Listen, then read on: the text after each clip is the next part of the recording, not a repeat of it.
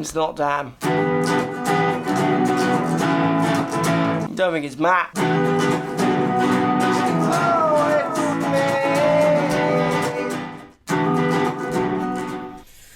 Right, good evening, everybody. Welcome to another drawing hour with Mark Crossfield. This time, for everyone watching, I've got 2 pens tonight. So yeah, we have 2 pens. We have 2 different colours. Some people are asking for different colours. We've got a red and a black. Tonight we're talking low spin drivers. So the difference, how a low spin driver works, what it can do for you, what it can't do for you, those kind of ideas. Hey Mark, Steve Garner in the chat out there in front of me. Mark, you still teaching? Mark, yes, I am. Are you going to play the YouTube challenge? Not sure what that means quite. That song stuck in my head. Yes. Howdy from the Netherlands. Hello. Evening, Mark. Cool. Everyone can hear me. And welcome. So we're going to talk low spin. Who uses low spin? Post in the comments down below if you use. This isn't a low spin driver. This is just a driver to illustrate head and where CG's place. Also, we're going to talk about the benefits, how it works, and the benefits to you or not, as someone may be looking at a new driver. We've got a new cam for the drawing tonight, so hopefully this makes it a bit more sense. I know you love my drawings. I don't know why Eric's comment there is being held back. Eric, I'm going to try and let you in. Sorry, wrong one. It's that one there. Got you. Right. So we're going to do a little bit of drawing. If I can just get on the right thingy here. Let's get you over. It will focus. Don't worry. We'll come back. Let's talk about how low spin works to kick us off, because I think lots of people don't really understand how it works, and it might give you a better idea as we go on of how it can help, what it can do and can't do. So let's start up here. We're going to draw a golf ball. I should have took the lid off this pen before I started. Oh, there's the lid off the red pen. Here's the red for everyone who's excited about the different colours. Here's the red. So we've got a centre of gravity in the golf ball. And then we've got a club face hitting a golf ball. And we've also got a centre of gravity of that as well. It's here. And then we've got a line of contact, if you like, coming through the head and the ball. Now what happens to create different spins in the drivers is the closer the center of gravity gets to this black line, the less spin, you will get on your driver. So if you think about it, if I have 3 different positions like you do get in sliding weights, so I have a forward and a back position. This isn't obviously the scale. We'll talk about the scale as the video goes on. This forward position with the CG is much closer to the black line, so that's going to drop spin off. That's going to create a much lower spinning golf club. And then if we move that CG back, it's now greater distance from the line to that center of gravity, and that club will have more spin. So weight's going backwards, moving it away from this line, that's going to create more spin. So in your movable weight clubs, moving that weight forwards, going to create less spin. Now to give you an idea, a little bit more, not to scale, but to give you an idea of how much the centre of gravity actually moves. Centre of gravity of the ball, centre of gravity of the club, line of contact. Arguably, and again not to scale, but I reckon the centre of gravity probably is going to move within that kind of box there. So even though the weight might shift all the way to the back and then all the way to the front, the actual centre of gravity, the point that this club would be balanced on, and it can be balanced from every different angle because it's 3-dimensional, is what the centre of gravity is. So moving that forward, that weight forward, is always going to encourage you to get less spin. Let's see what the comments get. Not to scale here. Is that picture top down or side on? Jimbo, that picture's side on, mate. Sorry, that picture, let's bring up the picture again, is side on. So you would be hitting a ball bang this way, bang. So you'd have a club head coming out this way, or a shaft. Hopefully that makes more sense there. But good question if you weren't picking that. Mark is a drawer. That's the question meant to say drawer, I think. Makes sense, Mark, from Darren Wood. Brilliant. Darren, I thought the drawings was going to be Free giveaway, top notch though. Okay. Yep. Top down. No. Angle of attack. Where is the iPad you have downgraded? No, I've still got the iPad as well. You wearing a Rolex, bruh? That's a different question. So, next thing you got to understand with low spin drivers. So we're now going to go, let's go a ball here. We're hitting the ball this way and we're now top down. Okay.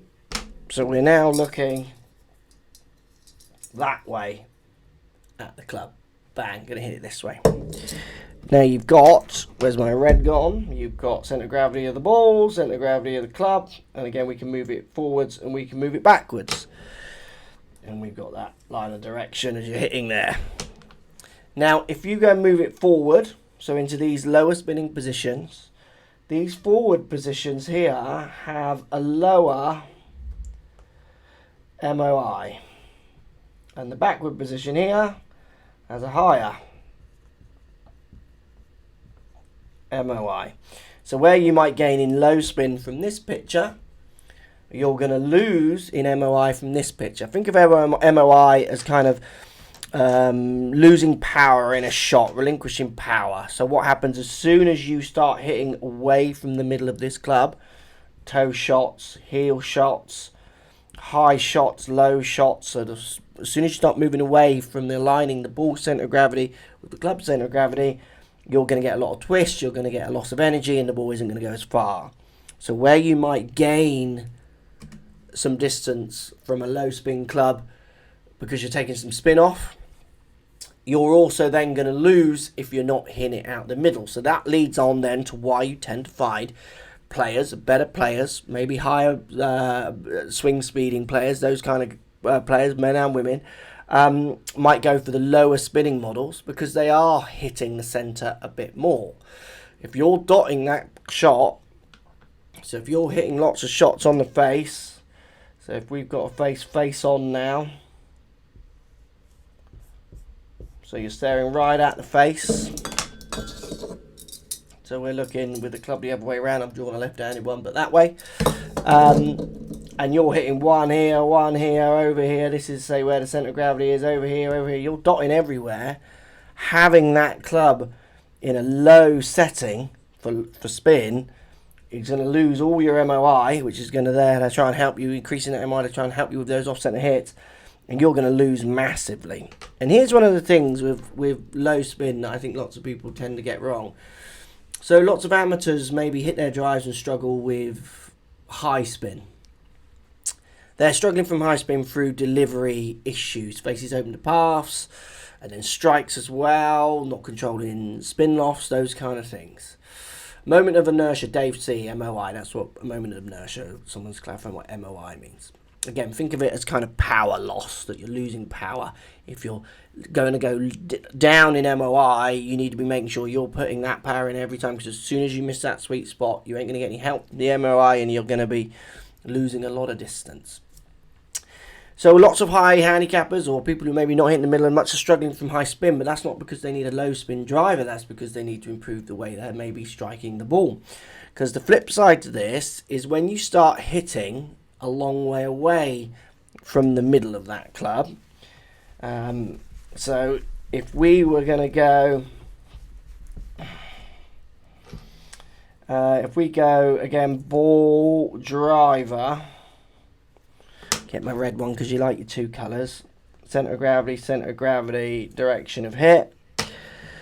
If you start dotting that strike all around the place, your spin can deviate massive amounts. But let's say you tend to hit it in the top of the club a lot, which is a lower spinning option, but then you deliver higher spinning numbers.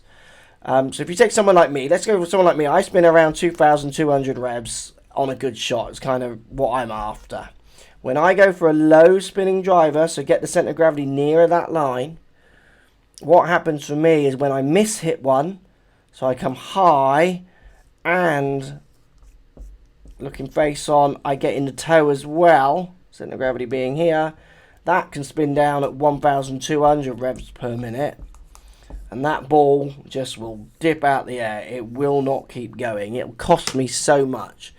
Even though when I hit my perfect strike with this low spinning model, I tend to get the most distance.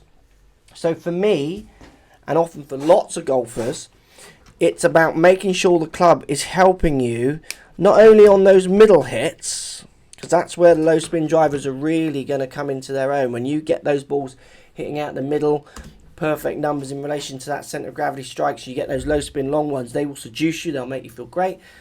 But if you're not hitting it in that place a lot of the time, you're going to get so much drop off through the MOI not helping you and hitting so far above that centre of gravity that when you hit your drop offs, they might just drop off crazy. I remember when I used SLDR, which definitely TaylorMade SLDR was a club that went a long way for me. Someone's writing it down. SLDR was the best slow spin driver, absolutely no forgiveness, but awesome if you could hit it right. 9842009. Do hope that's not your phone number. Strike is king, Matthew. Absolutely. When I used SLDR, I was getting 270, blitz the 262 number. I was able to beat that number, and it would seduce me. First off, when I saw those, I was thinking, I hit the ball well enough to get enough out of that. But what happened is I was mishitting some, and there's some course logs, like when me and Buzzer and Pickup play Teignmouth, I think, local course here in Devon, and I'm looking for my ball up near where it should be in relationship to where I can see their drives are, but it's 40 yards back because I've got that low dipping spin. So in an average, if you take all my shots, I actually thought I was hitting it less, and to have a bad shot that was so destructive, just, you know, it would get me in a lot of trouble where I'm going to play more for that average hit over and over again.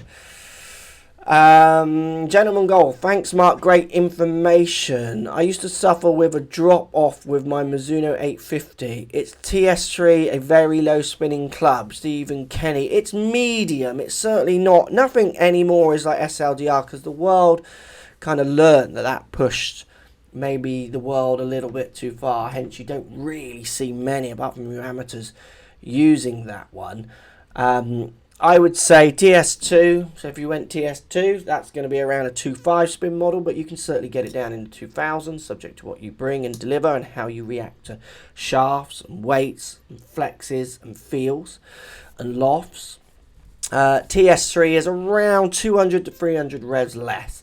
Now, if you think about that, those sliding bars on clubs, the sliding weights, and you think about my diagram there with the little box, so basically the centre of gravity fitting in that little box that I drew, the most I've ever, I think, seen spins move from moving weights, I'm just going to move this, sorry if it's annoying yourself, is around 300 to 500 revs.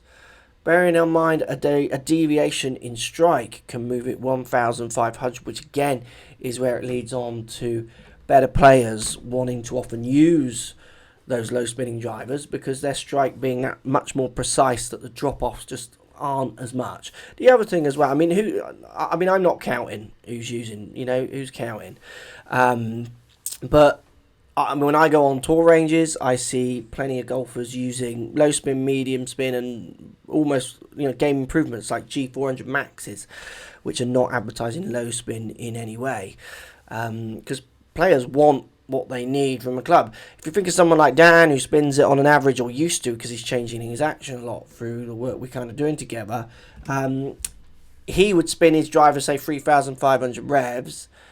If he didn't want to change his action, he was happy with how he swung, then he might go for a low spinning driver because that will get him down in the 2000s. He's still going to see equivalent drop offs, those kind of issues, which he'd have to deal with. But I often see it more for those kind of high speed players. Dan's got decent speed and who can't control their deliveries quite as well. Where for me, I've always had a low spinning kind of driver because I'm hitting up and not presenting loads of loft, so I could always go for the more medium spin models. There we go, a little bit of art time there on a Wednesday. Is it Wednesday today night? Let's see what the comments are saying. Hope that helps, guys, in any way, get you to understand a little bit about low spin drivers, if they help, if they work for you or not. You've got to go and test. I would say a massive percentage of you, they're just not needed. You'll be better off banking, putting all your money, if you like, into the higher MOI. Again, how much that will affect you over time, it will. I have a G400 Max. My friend uses the G400 is Tech, LS Tech. I've tried it, but I prefer mine, Jimbo. Yeah, G400 Max, one of my favourite clubs. It's a great club. Hello from Maryland, Mark. Does strike, hit down versus up with a driver make a difference in spin, in low spin needs? Not really. You want to look at your spin lofts, really, is going to be the bigger factor than just down or ups. You can change, so with a face open and closed, the path changes where the centre of gravity is on, which camera on this one, on this axis. Present in loft or not, and how you do it will change where the centre of gravity is at impact. So it's dynamic. It moves millimetres depending on the numbers you deliver, which you could argue you could work angle of attacking, because some angle attacks might make you move the club in a different way. Getting fit for the correct shaft and the spin rate will look after itself. The trouble is the correct shaft is so personal to the player. There's no such thing really as a correct shaft for everyone. It's a correct shaft for the player. It's a feeling, how they react to it is going to be. How much influence does a shaft have when it comes to spin? John Freeman, again, I don't see the shaft as a standalone thing have next to no influence. It's how the player reacts to that shaft that has the bigger influence. I've done it over and over again on YouTube. I've done it hundreds of times for myself with students and other players, good players who don't always believe what I'm saying, those kind of things. And you never follow the patterns that the manufacturers are putting in there. So, yeah, it's an interesting one. Should we be looking at balls, low spin, high spin, more important? AJ Taylor. Good question. I would always go for the highest spinning ball you can, because you're going to need that more than the lower spinning ones, in my opinion. When you get on a golf course, spin is always taken from you. It's never given back to you, hardly ever. Maybe one situation, fairway bunker at the best, but generally it's always taken away from you. Controlling it from a controlled environment like a tee, where you can clean the ball, you have control a bit more of your angles of attacks because you can tee it up. You can use the equipment and your ability to control spin. When you get it on the grass, there's dew, there's mud, there's slopes, there's grass, there's dirt, all those kind of things. Absolutely get as much spin on that ball as possible. It will only help you when you're trying to control distance and then into green stopping as well, certainly around the greens. I have a Rogue Sub-Zero heavier weight forward and still getting high spin rates. 107 swing speed. I did a Rogue Silver stiff shaft. Yes, but we need your TJ Cato. Can't read that one. It's going to be all on the spin loft that you present and how you control it or not.